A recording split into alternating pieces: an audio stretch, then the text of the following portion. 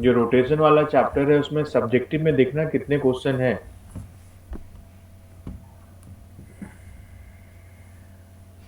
ये बता दो, नंबर ऑफ क्वेश्चन टोटल कितना है रोटेशन में, सब्जेक्टिव में।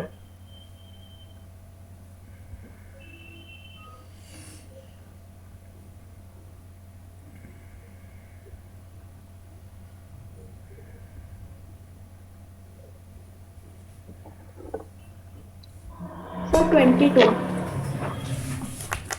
20 क्वेश्चन ही है रोटेशन में सब्जेक्टिव टोटल। सर 22। 22 है। Yes sir. गलत तो नहीं देख रहे?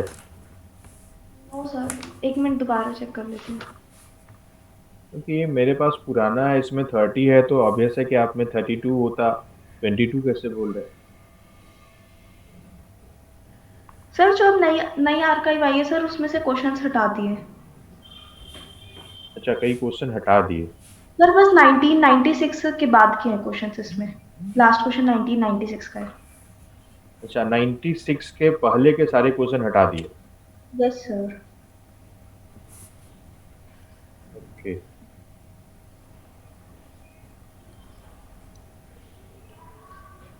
फर्स्ट क्वेश्चन पढ़ना क्या है वहां पे? Okay sir. सर ये 2020 का है। Put a uniform metre scale horizontally on your extended index next finger. Question पढ़ना, second. A ring and a disc are initially at rest side by side at the top of an inclined Muskan, plane. ये इसका जो है ना first page का एक screenshot लेना और वो मुझे भेज देना। तो ये ओके। 20 क्वेश्चन पूरी ट्राई कर लो। अच्छा रहेगा कि रोटेशन पूरी तरह हो जाएगा।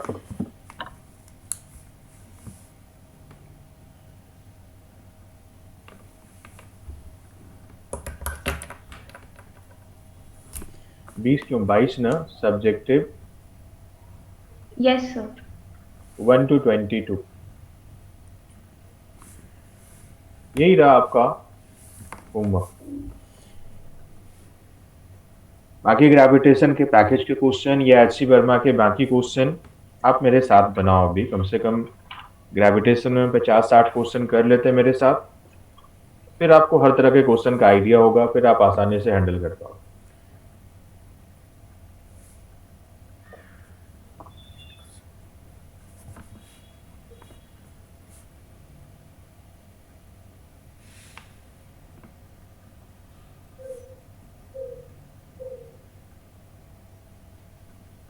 देखना कुछ इन्फॉर्मेशन और भी बचा हुआ था, पहले उसे बताएं, फिर हम इसके प्रॉब्लम करते हैं ग्रेविटेशन पे और भी अपनी तरफ से।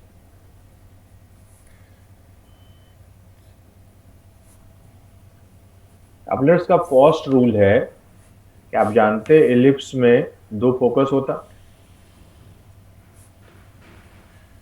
कुछ एलिप्स का इंफॉर्मेशन आपसे शेयर करें। एलिप्स में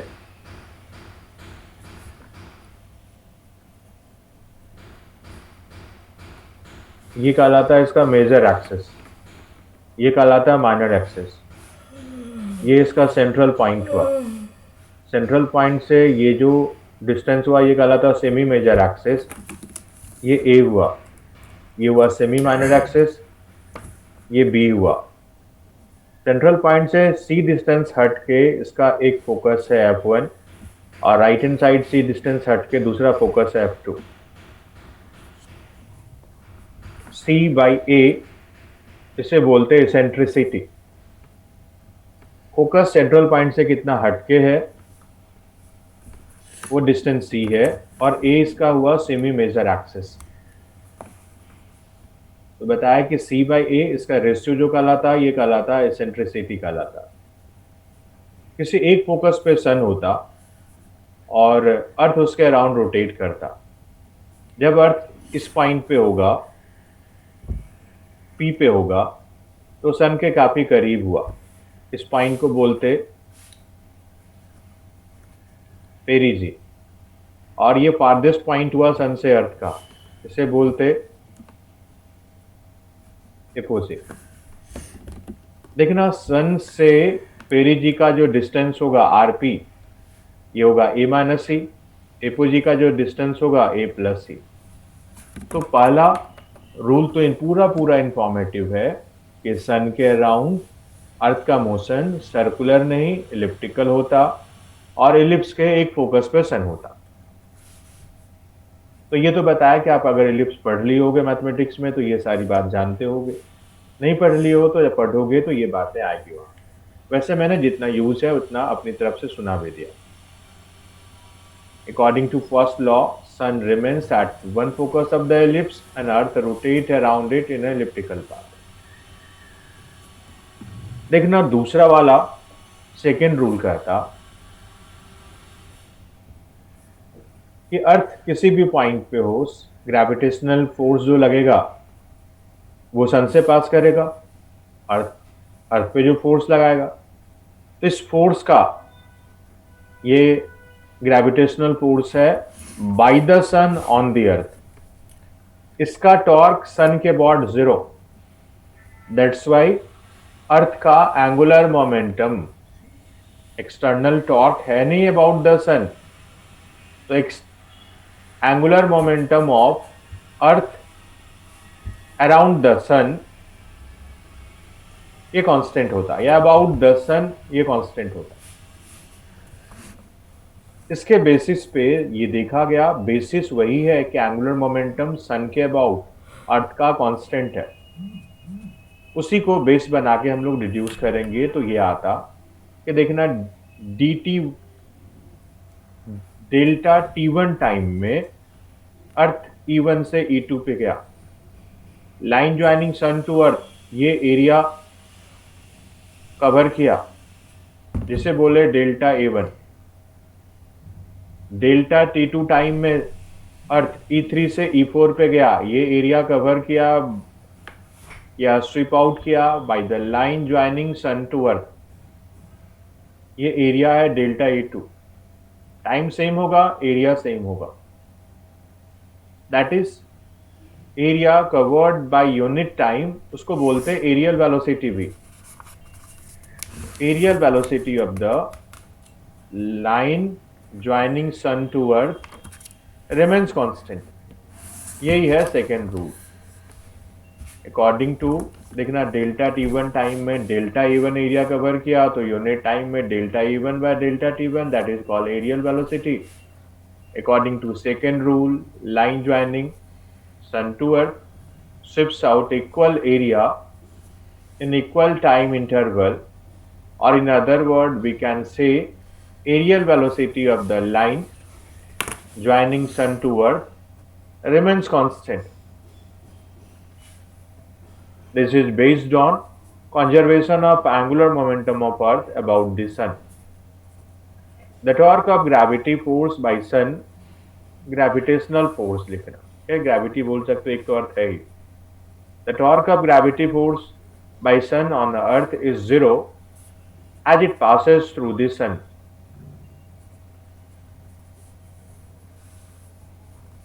आगे एक डेरिवेशन है, हम चाहेंगे पहले आप इतनी बात को तेजी से लिखना यहां से।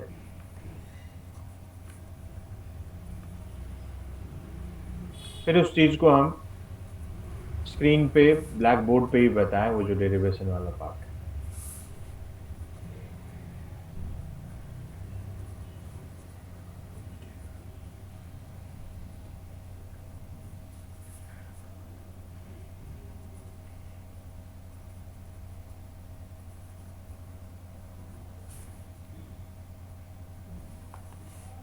शांतनु, कार्तिकेय, बात समझ में आई है? फर्स्ट लॉ सेकेंड लॉ के रिगार्डिंग जितनी बात बताई गई। Yes sir.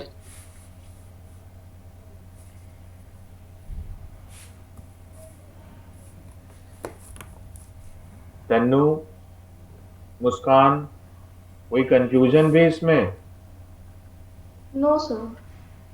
विधि या भी? No sir. इतनी बात को आप सभी लिखना पहले से।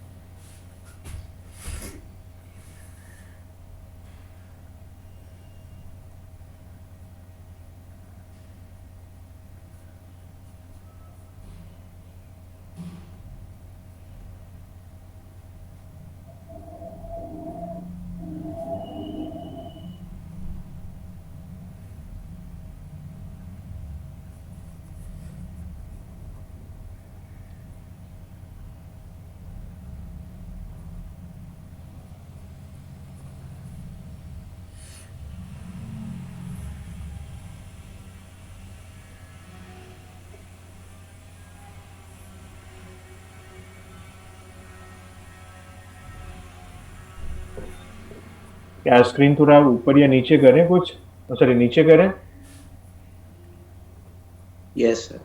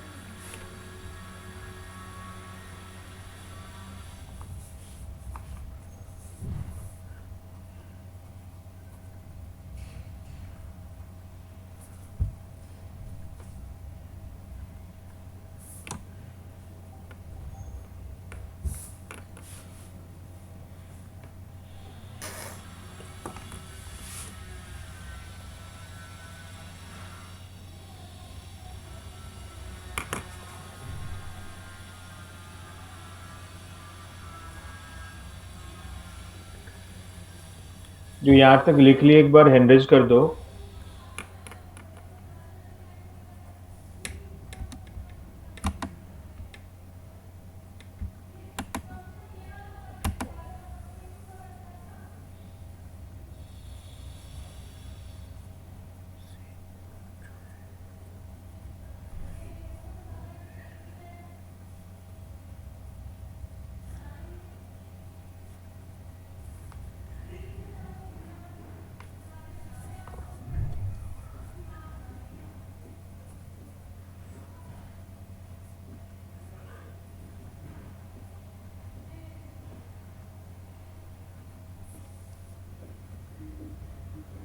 लिखना है ऐसे ब्लैक बोर्ड पे ही फिर।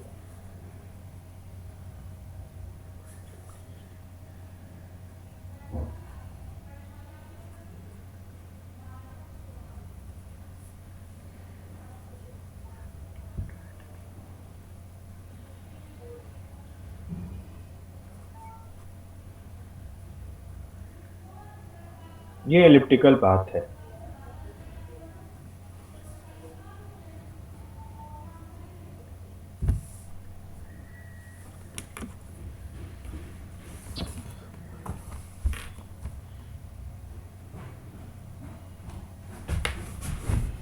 ये इसका मेजर एक्सिस था। यहाँ इसका फोकस यहाँ सन है।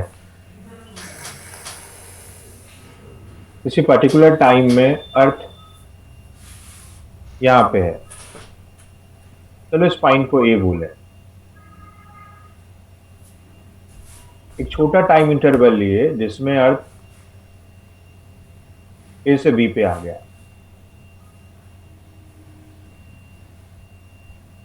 तो देखना ए बी, आप ये छोटा टाइम इंटरवल है, आप ए पे और बी पे वेलोसिटी सेम बोल सकते, और वेलोसिटी v है तो v डेल्टा टी होगा। ए जो ए पे वेलोसिटी वही बी पे वेलोसिटी। चलो बी पे हम यहाँ पे कुछ कंस्ट्रक्शन करें। अब बी को आगे बढ़ाया और ए से परपेंडिकुलर डाला इस पे।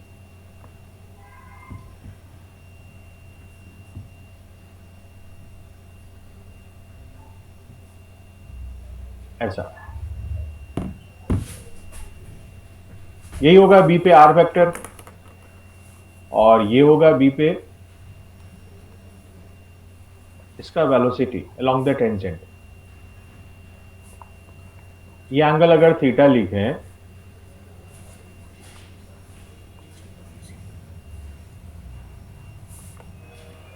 Eight point B, angular momentum ये होगा r vector cross p vector.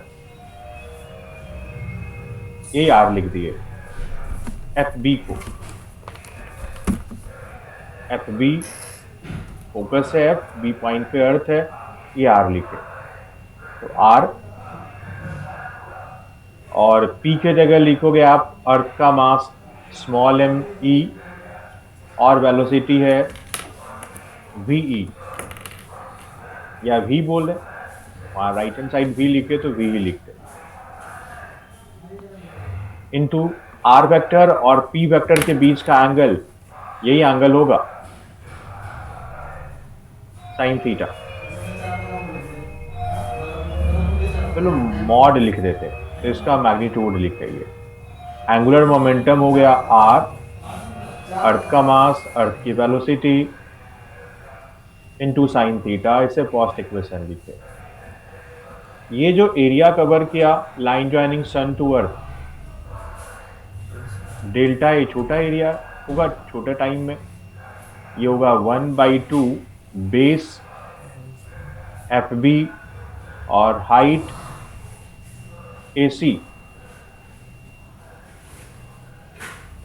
1/2 base F B है आर, और ए सी को देखना ए बी छोटा टाइम में आर्क लेंथ है, उसको स्ट्रेट लाइन मान सकते हैं। ये एंगल कितना लिखे, वर्टिकली अपोजिट एंगल, तो ये भी थीटा, और ये होगा theta one. Theta one is pi minus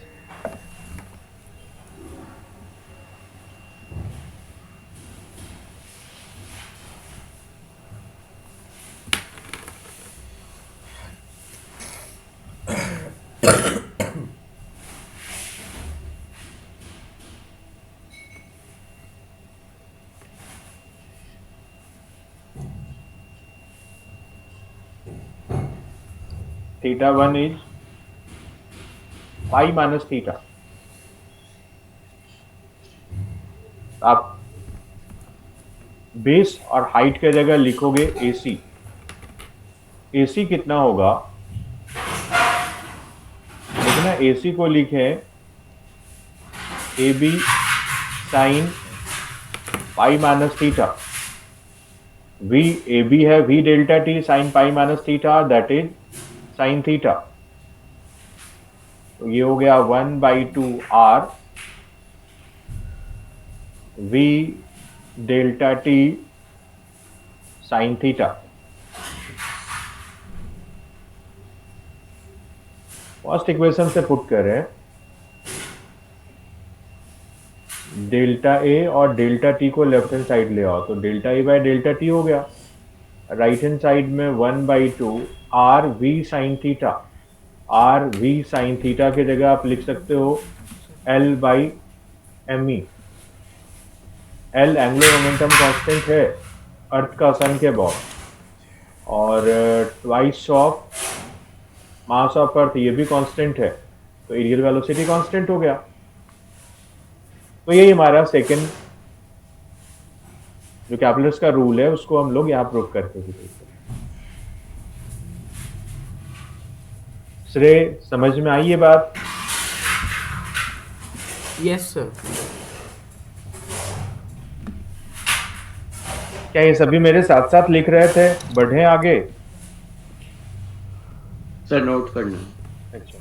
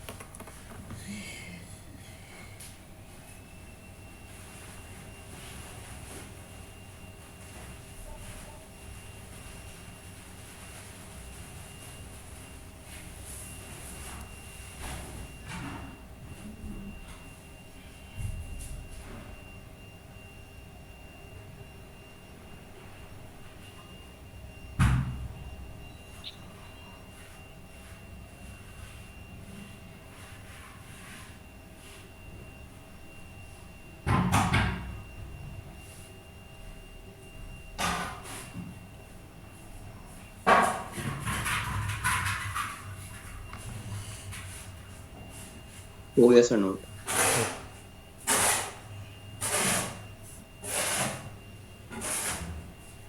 देखना कैपलर्स का थर्ड रूल,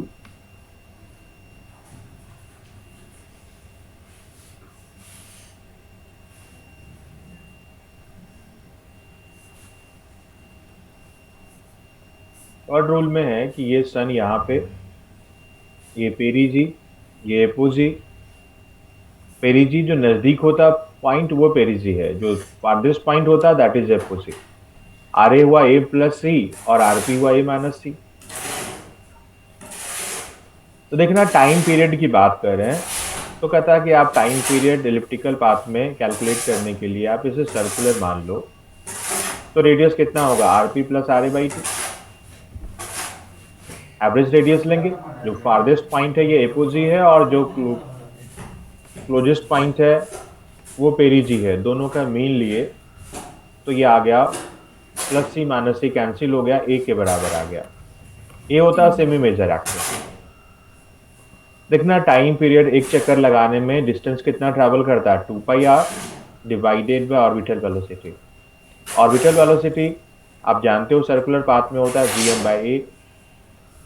तो यहां से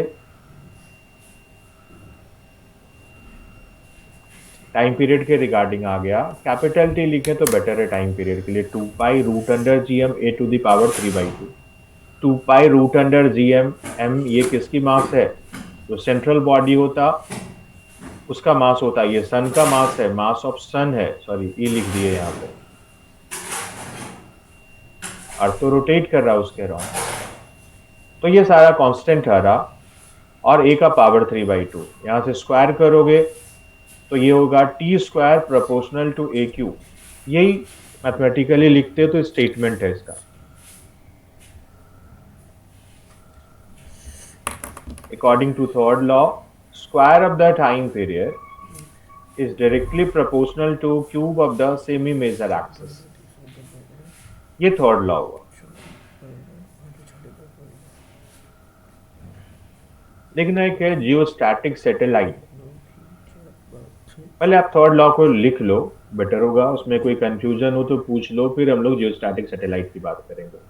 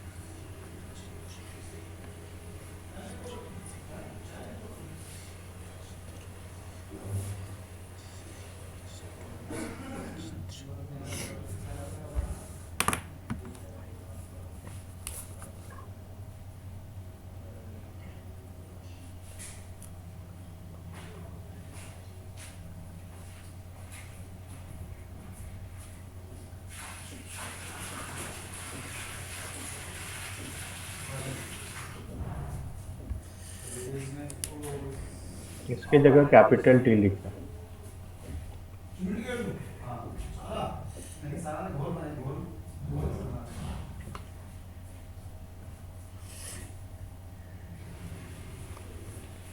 क्या ये ऊपर वाला पेज हो गया लिखा हुआ? Yes sir.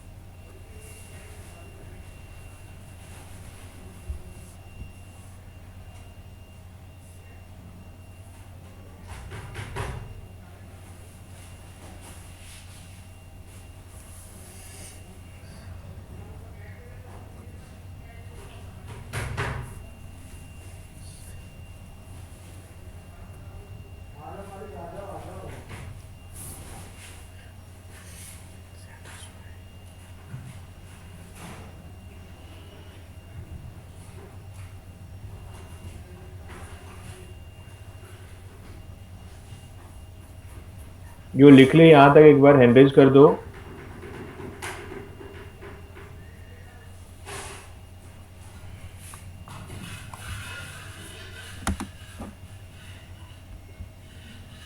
या भी विधि कुछ पूछना भी? No sir. शांतनु, कार्तिकेय, सारी बात समझ में आई क्या? Yes, sir.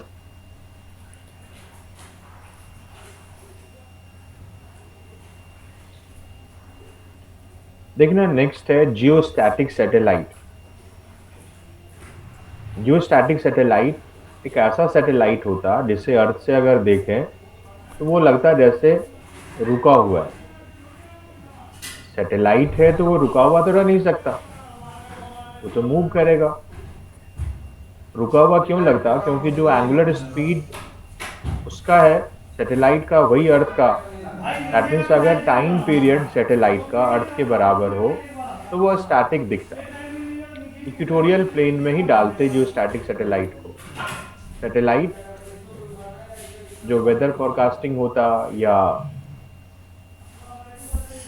रेडियो टेलीविजन इसका टेलीकास्ट होता है, ये सारा उस हेल्प करता है सैटेलाइट के थ्रू. ये कुछ यूज है उसका. देखना ये इक्वेटोरियल प्लेन में सैटेलाइट है, अर्थ के सरफेस से हाइट इसका स्मॉल h है और अर्थ वेस्ट टू ईस्ट ओमेगा से रोटेट करता अपने एक्सिस से। ये नॉर्थ पोल है अर्थ का, ये साउथ पोल है। तो देखना सैटेलाइट का टाइम पीरियड क्या लिखोगे, 2 pi small r by v naught. 2 pi small r v naught क्या होगा, g सेंट्रल बॉडी है अर्थ, तो अर्थ का मास बाय स्मॉल r। यहाँ से टाइम पीरियड ये हो गया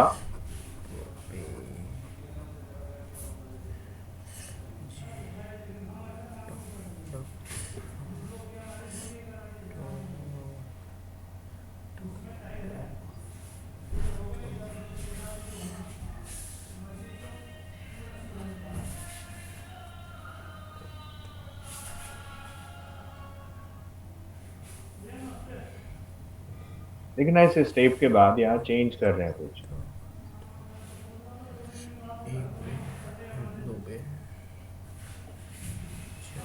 ये दोनों साइड स्क्वायर कर दिए। ये root under g M e को लेफ्ट हैंड साइड ले आओ, तो t root under g M e, right hand side में 2 pi r to the power 3/2 हुआ।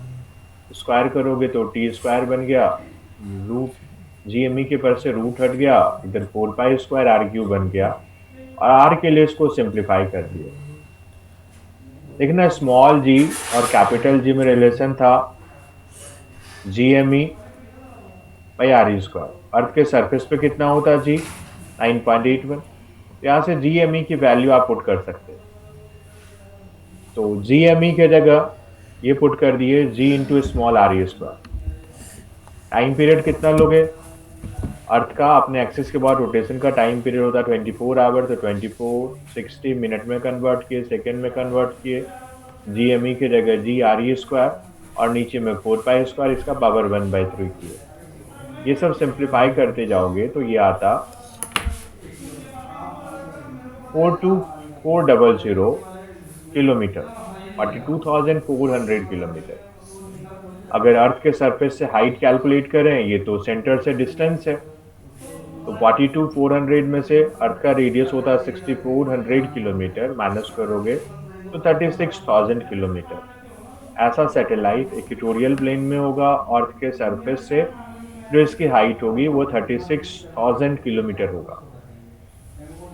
अभी बता रहे थे कि देखोगे अर्थ से तो स्टैटिक दिखता, तो हम लोग क्या ओपन आई से तो देख नहीं सकते, मतलब इंस्ट्रूमेंट के हेल्प से देखें तब की बात। कितनी दूरी तक आप सैटेलाइट को कैसे देख सकते हो ओपन आई से। तो ये जियोस्टैटिक सैटेलाइट हुआ।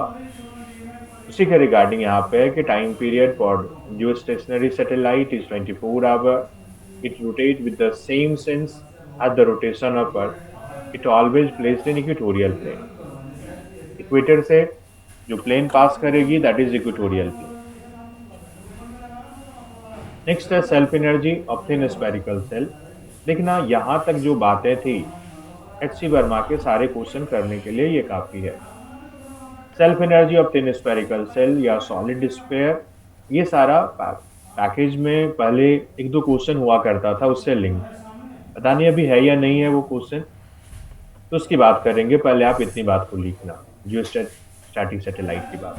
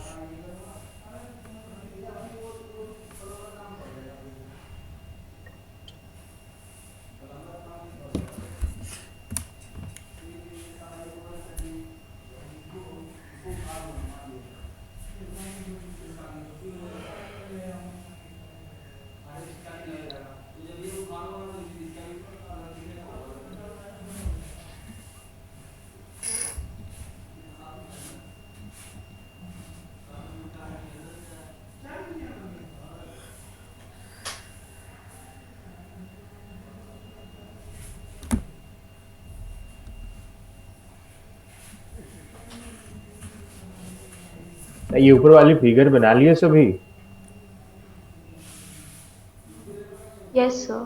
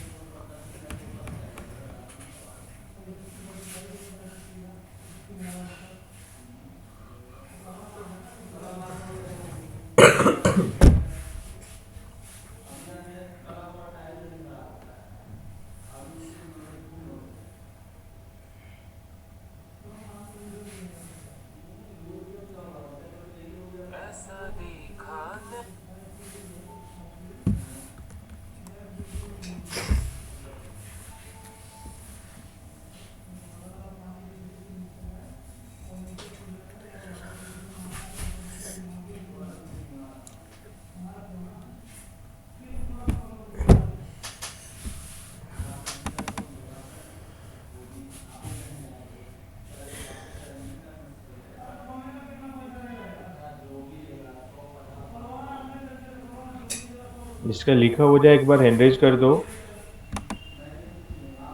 जो लिख लिए और पूछना नहीं कुछ, आप अपने आप को डिस्कनेक्ट कर सकते हैं मीटिंग से।